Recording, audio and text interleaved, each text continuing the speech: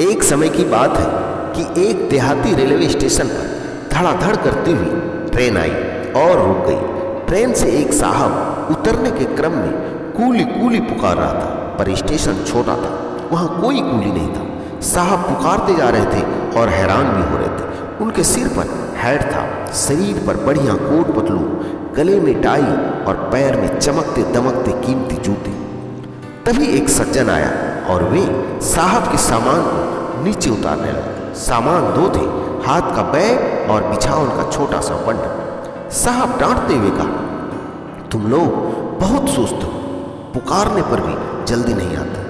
वह सज्जन कोई उत्तर नहीं दिया। सामान के साथ स्टेशन से बाहर निकलकर साहब के पीछे पीछे चलते हुए उनके घर तक आया। सामान घर पहुंचाकर लौटने लगा। साहब पैसे निकाल कर देने लगे, पर वे लेने को तैयार नहीं थे।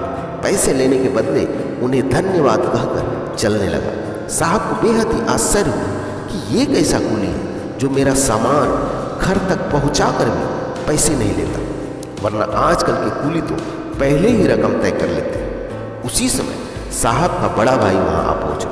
साहब ने जिसे कूली समझा था, साहब के बड़े भाई देखते ही न केवल हैरान हुए बल्कि समझा गए और बेहद नम्रतापूर्वक आदरपूर्वक उनसे पूछा कि क्या सामान आपने उठाया।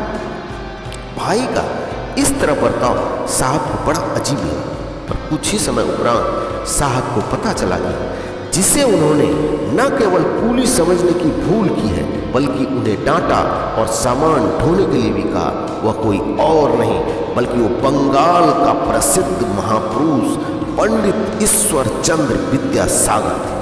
दोस्तों, साधारण सा दिखने वाले लोग अक्सर असाधारण होते हैं। तब वे बड़े शर्मिंदा और लज्जित हुए और विद्यासागर जी के चरणों में गिनकर उनसे क्षमा मांगा। पंडित विद्यासागर ने उनसे कहा कि हम भारतवासी अभी गरीब हैं, हमें अपने हाथों काम करने में लज्जा कैसी। उन्होंने ये भी कहा, संकट में पड़े दूसरों की सहायता करना हमारा धर्म है। दोस्तों, आज वही स्टेशन उन्हीं के नाम पर विद्यासागर कहलाता है। विद्यासागर की उपाधि मिलने से पहले इन्हें ईश्वरचंद बंदोपाध्याय के नाम से जाना जाता था।